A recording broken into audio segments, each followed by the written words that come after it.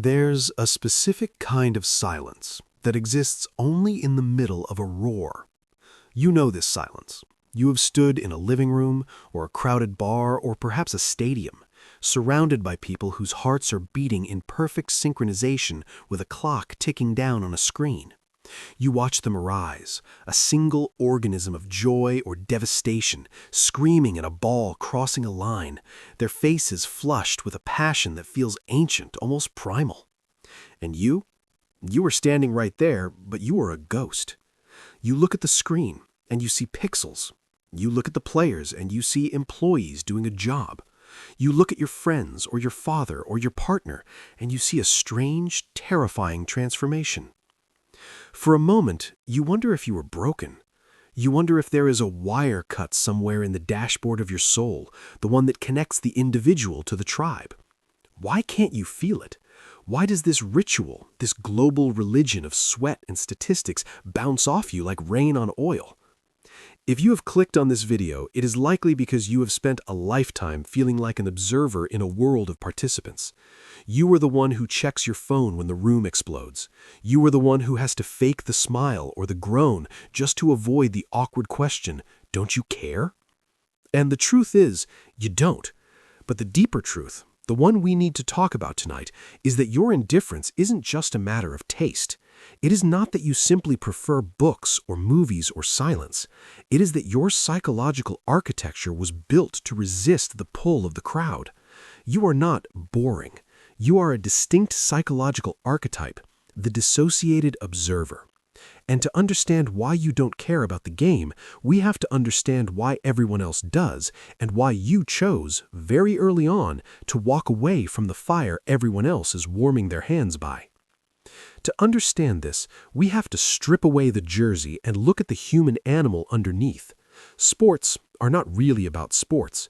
If they were, nobody would watch a 0-0 draw in the rain. Sports are a socially acceptable hallucinations of importance. They are a way for modern humans to access a very old, very dormant part of the brain that craves the tribe. Sociologists call it collective effervescence.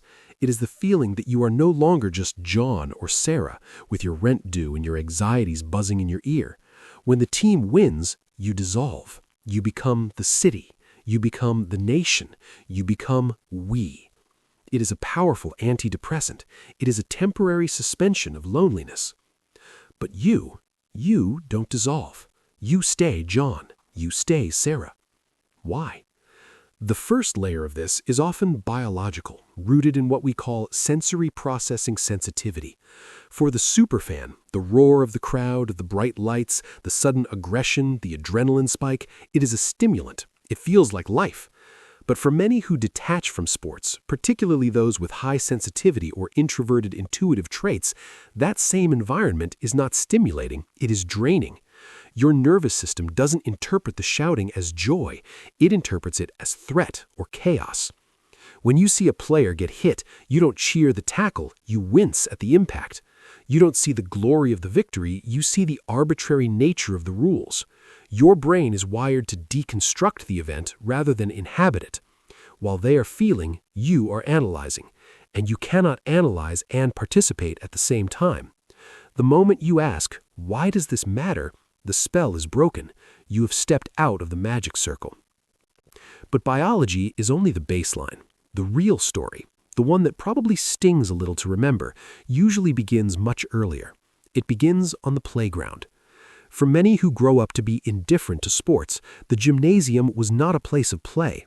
It was the first place you learned about hierarchy. It was the first place you learned that your worth as a human being could be quantified by how fast you could run or how hard you could throw. If you were the child who was picked last, or the child who daydreamed in the outfield, or the child who simply wanted to draw or build or explore the woods, sports became the enemy. They weren't a game, they were a judgment. Psychologists talk about micro-traumas, small, repeated events that shape our worldview. Every time a gym teacher sighed at your clumsiness, every time a peer mocked you for missing the catch, a brick was laid in a wall. You learned a very specific lesson. The physical world is not safe for me. The competitive world is not where I shine. So, what did you do? You retreated into the mind. This is a defense mechanism known as intellectualization. If you couldn't dominate on the field, you would dominate in the classroom or in the art studio or in the quiet safety of your own imagination. You decided, unconsciously, that if the jocks ruled the physical realm, you would rule the abstract one. Disliking sports became a badge of honor. It became a way to say, I am not like them. It was a protective identity. They care about a ball, I care about ideas. They are brutish, I am refined. But be honest with yourself for a second in the quiet of this video. Was it always refinement, or was it, at least in the beginning, a way to protect yourself from the pain of not belonging? This is where the invisible wall metaphor comes in. Imagine that every time you sat on the bleachers feeling bored or anxious while others cheered, you were actually building a wall of glass. On one side is the tribe, loud, sweaty, unified, simplistic, but together. On your side is the individual, safe, quiet, complex, but alone. Over the years, this wall thickens. It becomes a personality trait. You begin to view the obsession with sports as something almost primitive. You look at the fanaticism, the painted faces, the riots, the weeping grown men, and you feel a sense of bewildered superiority. You think, look at them, distracted by circuses. But there is a shadow to this superiority. It is the shadow of ambiguous loss. Ambiguous loss is a loss that has no closure.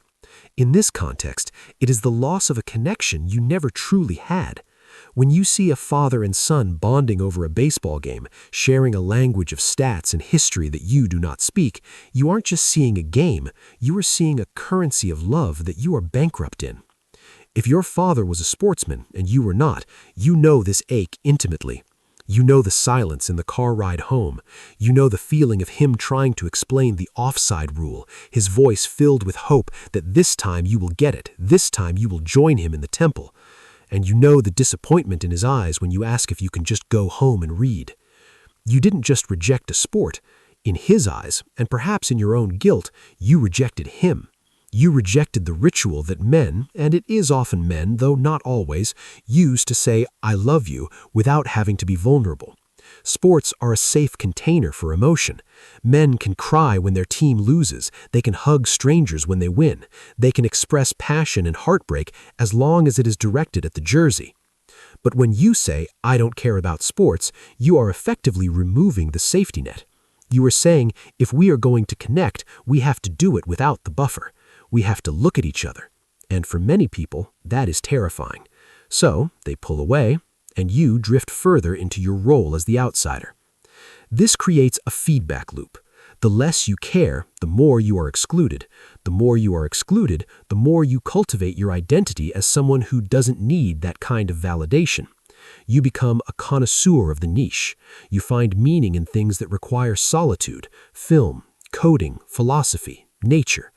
You tell yourself that you crave authentic connection, not the artificial bonding of a fan base. And you are right. There is a depth to you that comes from walking the path alone. But we must be careful not to mistake defense for wisdom. There is another element here, one that is rarely discussed: the rejection of the zero-sum game. Sports are binary. Someone wins, someone loses. For the sports-obsessed, this is the thrill. It mimics the stark reality of survival.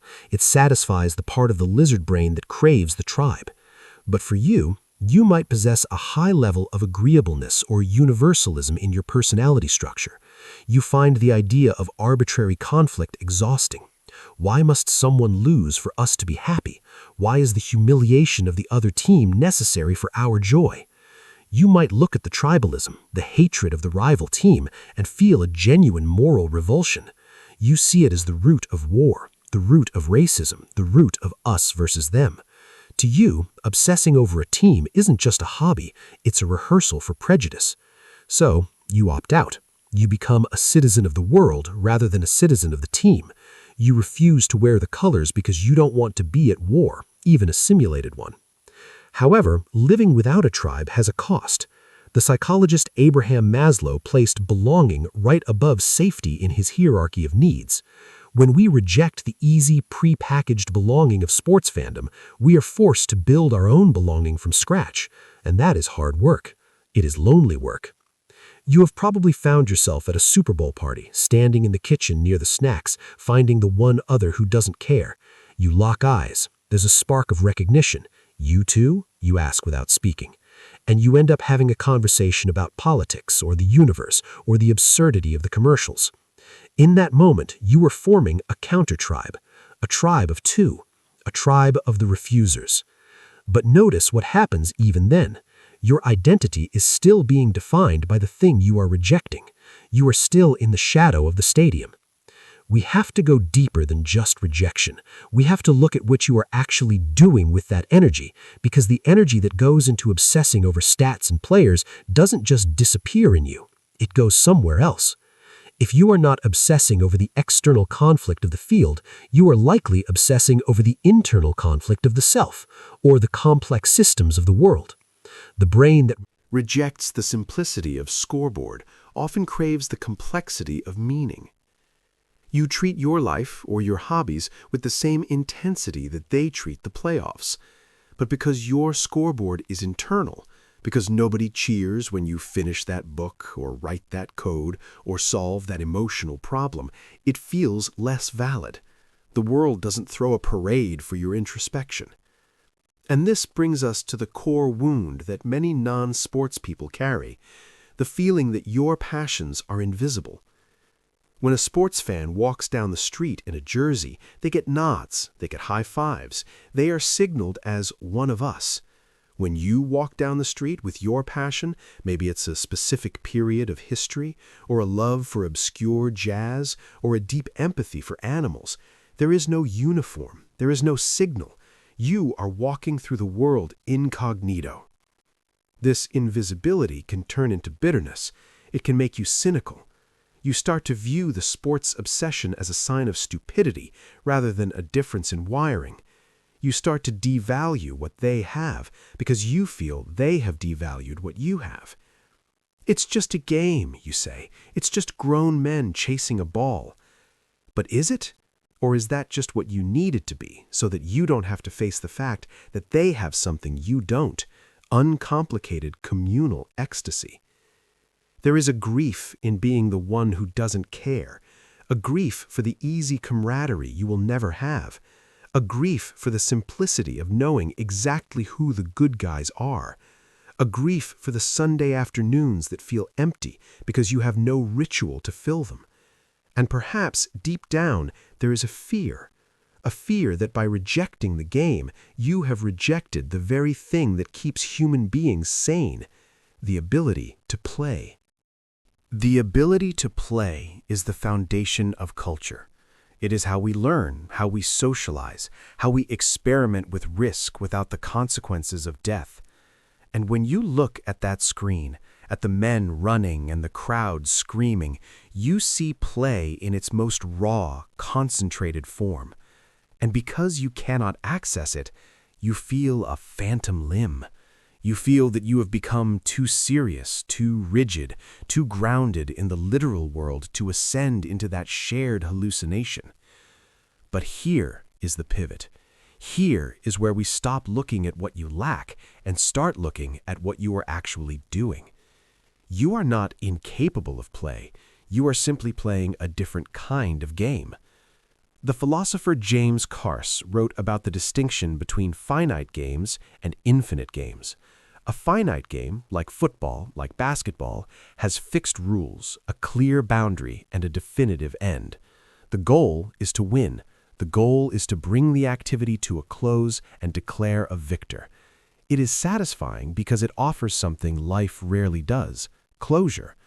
But you are likely a player of infinite games. An infinite game has no boundaries, no fixed rules, and no end. The goal of an infinite game is not to win, but to continue playing. Think about the things that actually obsess you. Maybe it is understanding human psychology. Maybe it is creating art. Maybe it is building a business or raising a family or exploring the cosmos. These are games where there is no scoreboard. There is no buzzer that sounds to tell you that you are done and that you are the champion. You play them because the playing itself is the reward. This is why sports feel hollow to you. Your brain is wired for the infinite. When you see a game end and the confetti falls and everyone goes home, you feel a sense of futility. So what, you think? They have to do it all again next season. You struggle with the cyclical futility of it. You want progress, not repetition. This doesn't make you superior, and it doesn't make them inferior. It just makes you different functional components of the human species. Evolutionarily, a tribe needs both. It needs the warriors, the ones who thrive on competition, on us versus them, on the adrenaline of the hunt and the battle. They are the ones who protect the perimeter. They are the ones who enjoy the zero-sum game because historically, survival often was a zero-sum game. But the tribe also needs the shamans, the storytellers, the watchers. You are the watcher. While the rest of the tribe is focused on the immediate conflict, the ball, the hunt, the enemy, you are sitting by the fire, looking at the stars or watching the shadows in the trees. You are scanning for the threats that aren't obvious. You are thinking about the winter that is coming in 6 months, not the battle happening in 6 minutes. Your disinterest in the immediate frenzy is a biological necessity. If everyone was hypnotized by the game, who would notice the storm approaching? Who would notice the subtle shift in the social dynamic? Who would remember the history? Your alienation is actually your function. You were designed to stand apart so that you can see the whole. But knowing this doesn't fix the loneliness on a Sunday afternoon. It doesn't fix the rift between you and the people you love who just want you to sit down and cheer. So how do we heal this? How do we take this psychological analysis and turn it into a way to live in a world obsessed with a language you don't speak? First, we must drop the judgment.